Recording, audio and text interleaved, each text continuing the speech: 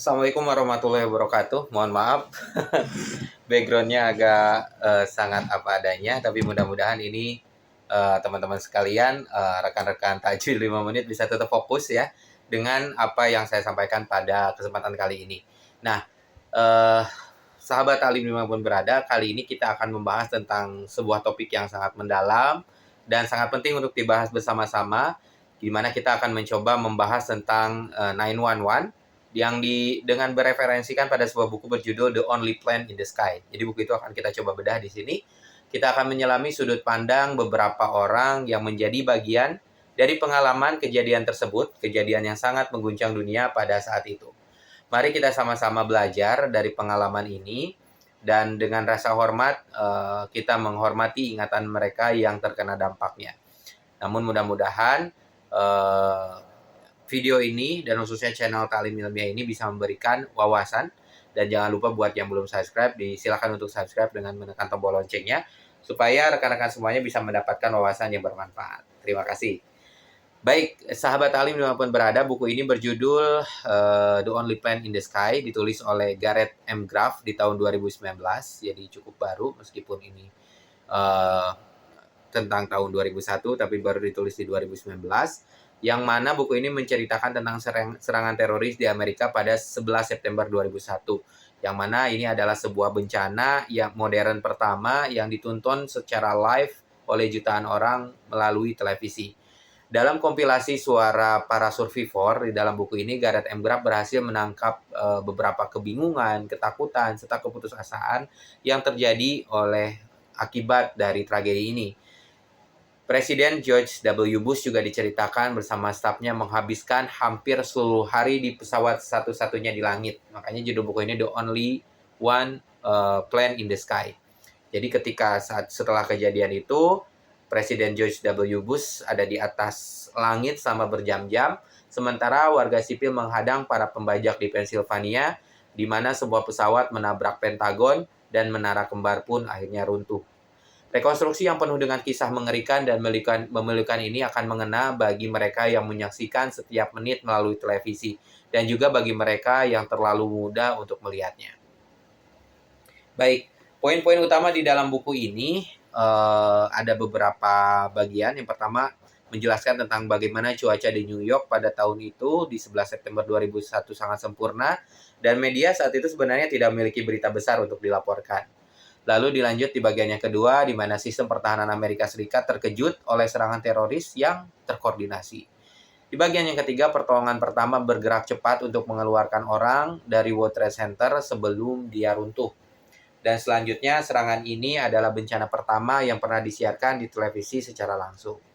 Di bagian selanjutnya, ribuan orang tewas saat menara kembar runtuh. Pencarian berikutnya hanya menemukan sedikit korban yang selamat. Itu bagian yang keempat ya. Jadi nanti kita akan coba bahas bagian demi bagian hingga bagian yang terakhir, ketika Presiden George W. Bush merasa frustasi karena ia tidak dapat kembali ke Washington untuk menenangkan masyarakat Amerika saat itu. Saat itu beliau sedang ada di Florida. Nanti kita coba lihat.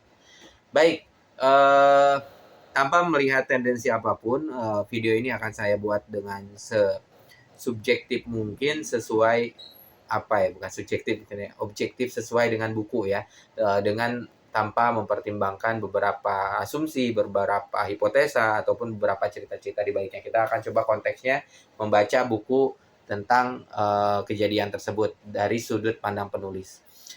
Pada 11 September 2001, cuaca di New York sangat sempurna dan media tidak memiliki peristiwa besar untuk dilaporkan. Pada malam 10 September, Monica Bravo saat itu sedang yang mana beliau ada seorang seniman dan tamu bekerja di lantai 92 di Menara Utara World Trade Center. Dia merekam dalam video sebuah badai indah yang turun di kota New York, yang mana video ini berisi gambar terakhir dari New York dari sudut pandang tersebut. Hari berikutnya di tanggal 11 September, meteorolog menyatakan bahwa cuaca sangat cerah dan disebut sebagai Silver Clear, yang mana langit biru tanpa awan, dan dimulai seperti hari biasa. Presiden Bush pun berangkat ke Florida, yang mana dia akan membacakan buku kepada anak-anak sekolah. Sementara itu kekacauan terjadi di 4 pesawat di udara di atas pantai timur. 19 pemberontak mengambil alih kendali atas American Airlines penerbangan 11 dan 77, serta United Airlines penerbangan 175 dan 93. Linda Crowner, SVP Fiduciary Trust yang berada di Manila Selatan menyatakan, kelangsungan hidup Anda adalah sejauh ini karena keberuntungan. Ada begitu banyak faktor keberuntungan yang membuat kita menyadari begitu acaknya kehidupan ini. Berita tentang pemberontakan penerbangan 11 mencapai pengendali lalu lintas udara pada 8.30 pagi. Seorang pramugari menelepon American Airlines untuk melaporkan bahwa pemberontak telah menusuk kru untuk mendapatkan akses ke kokpit. Nah, seperti itu. Pengendali lalu lintas udara pun membersihkan ruang udara dan memberitahu Komando Pertahanan Aerospace Amerika Utara atau disebut dengan NORAD. Seorang penumpang penerbangan 93 pun menelepon istrinya untuk melaporkan pemberontakan lain. Di World Trade Center, saksi mata melihat penerbangan 11 menabrak gedung. Tetapi seperti juga media, mereka menganggapnya sebagai kecelakaan pada saat itu. Namun ternyata, berikutnya dalam hanya hitungan menit, penerbangan 175, penerbangan lainnya menabrak Menara Selatan. Dan dalam keterkejutan mereka, para penyiar menjadi bisu. Ini adalah serangan terkoordinasi terhadap Amerika Serikat. Tidak ada orang dalam sejarah yang pernah menggunakan pesawat yang diculik sebagai senjata. Tak lama kemudian, penerbangan 77 pun menghilang dari radar dan menabrak Pentagon. Mari kita lanjutkan kronologinya di poin yang kedua. Tadi adalah rentetan kejadian dari pesawat-pesawat yang dibajak pada tanggal 11 September, yang mana ada pesawat 93, ada pesawat 11 yang dilaporkan dari American Airlines, pramugarinya menelpon gitu ya. Lalu ada penerbangan 93, ada penerbangan 175 dan penerbangan 77, yang akhirnya penerbangan 77 inilah yang hilang dari radar dan kemudian menabrak Pentagon. Sistem pertahanan Amerika Serikat terkejut oleh serangkaian serangan terkoordinasi oleh para teroris. Desain sistem pertahanan Amerika Serikat memprioritaskan penemuan ancaman eksternal di ruang udaranya. Tidak pernah ada mekanisme untuk mengidentifikasi ancaman dari internal. Perang dingin telah berakhir dan pertahanan udara pun terkejut. Alatnya tersebar dan tidak efisien, ditulis dalam buku ini. Jadi saat itu Amerika fokus pada pertahanan dari serangan dari luar, tapi ternyata tidak pernah mempertimbangkan ancaman dari dalam. Setelah pesawat menabrak Pentagon, NORAD menerima instruksi belum pernah terjadi sebelumnya untuk menembak jatuh setiap pesawat komersial yang diculik yang dikonfirmasi. Setiap pesawat di ruang udara AS akhirnya menerima perintah untuk mendarat di tujuan aman terdekat. Pengendali lalu lintas udara mendaratkan 4.500 pesawat dalam waktu kurang dari 2 jam, hampir 2/3 dari mereka dalam 1 jam pertama. Jadi tiba-tiba 1 jam berikutnya 2/3 dari sekitar 4.500 pesawat diperintahkan mendarat dan akhirnya mendarat, dan semuanya pun mendarat kurang dari 2 jam.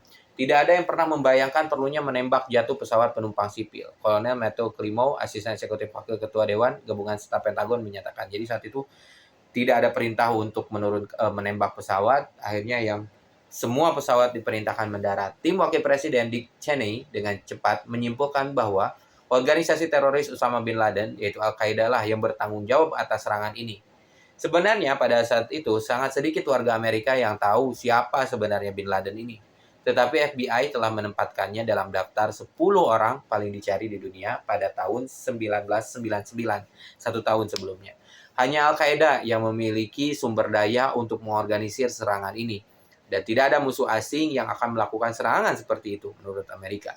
Pada tahun 2000, Duta Besar Departemen Luar Negeri untuk kontra terorisme mengeluh bahwa militer mengapa mengabaikan ancaman yang ditimbulkan oleh Al-Qaeda dengan mengatakan apakah Al-Qaeda harus menyerang Pentagon untuk mendapatkan perhatian Anda. Saat itu, Duta Besar Departemen Luar Negeri sempat menyatakan seperti itu. Bin Laden telah memperingatkan tentang perang melawan Amerika Serikat, dan ia merasa frustasi bahwa Amerika gagal menganggapnya secara serius. Tidak ada yang tahu kapan serangan akan berakhir atau apa yang akan terjadi selanjutnya. Kongres dievakuasi saat Cheney dan ajudannya berkumpul di bunker Gedung Putih. Di Pentagon, suasana pun sangat genting. Donald Rumsfeld bersikap optimis tentang keadaan darurat. Tetapi di Washington, Condoleezza Rice, penasehat keamanan nasional presiden, ingin memberikan keyakinan kepada rakyat Amerika. Saat itu, Menteri Luar Negeri Amerika menyatakan sampaikan pesan kepada dunia bahwa Amerika Serikat tidak telah dipenggal. Demikian menurut Condoleezza Rice, penasihat keamanan nasional presiden yang juga merupakan Menteri Luar Negeri. Di World Trade Center, pada saat yang bersamaan, petugas pertama tidak yakin sejauh mana kerusakan hampir 100 lantai di atas mereka. Komunikasi terputus antara tim mereka, antara yang ada di bawah, yang ada di tanah, dan mereka yang ada di langit. Seorang petugas pertama menjelaskan semakin dekat Anda, semakin sedikit yang Anda tahu. Petugas pemadam kebakaran dengan cepat memahami bahwa ini akan menjadi misi penyelamatan. Mereka tidak memiliki cara untuk memadamkan api kolosal yang diakibatkan oleh dua serangan tersebut. Evasi di bawah zona dampak berjalan tertib dan cepat, tetapi petugas tidak bisa mencapai korban yang terjebak di lantai atas, di mana api berkobar dan asap menghabiskan oksigen. Penyelamatan dengan helikopter pun tidak mungkin dilakukan. Dalam panggilan yang direkam, operator 911 meyakinkan mereka yang panik bahwa bantuan sedang dalam perjalanan. Padahal sebenarnya tidak ada.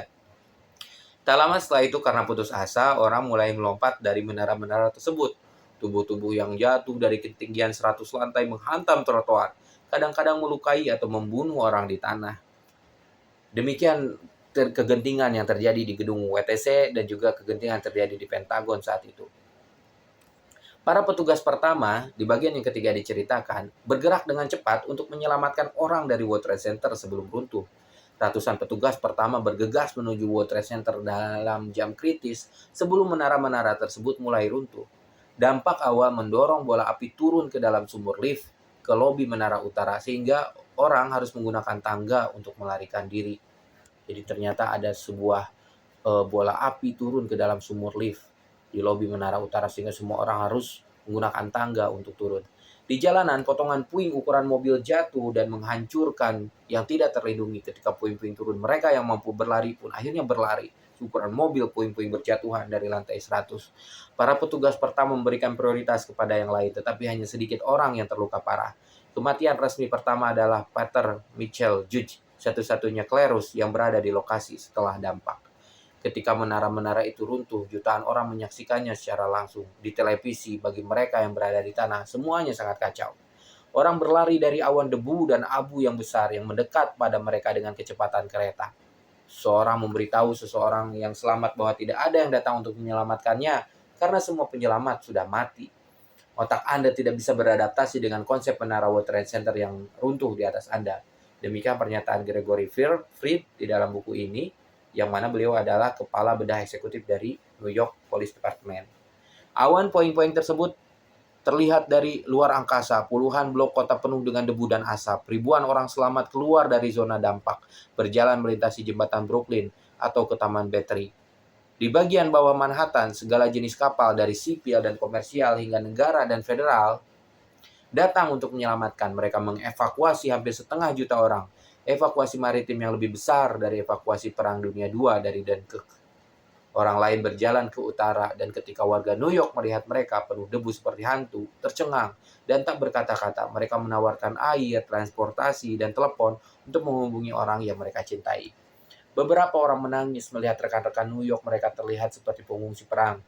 Selanjutnya di bagian yang keempat, di sini diceritakan tentang bagaimana versi media menayangkan serangan tersebut, yang mana serangan ini adalah bencana pertama yang pernah disiarkan di televisi secara langsung. New York City mendapat sebagian besar liputan TV 911 karena peristiwa tersebut terjadi secara langsung dan begitu banyak nyawa yang dipertaruhkan. Tapi 125 orang tewas di Pentagon dan bagian-bagian gedung yang jauh dari serangan segera penuh dengan karbon monoksida berbahaya. Donald Rumsfeld yang membantu di lokasi kecelakaan keluar dari gedung hanya dengan enggan. Dia nantinya akan menegaskan bahwa semua orang di Pentagon harus kembali bekerja pada 12 September untuk menunjukkan kepada dunia bahwa teroris tidak bisa membuli Amerika Serikat. Pahlawan sejati adalah penumpang di penerbangan 93 yang bersedia mengorbankan diri mereka sendiri. Demikian kata Letnan Heather atau Lucky Penning. Jauh dari layar televisi, Jeremy Glick, seorang penumpang di UE penerbangan 93, menelpon istrinya untuk memberitahunya tentang pembajakan.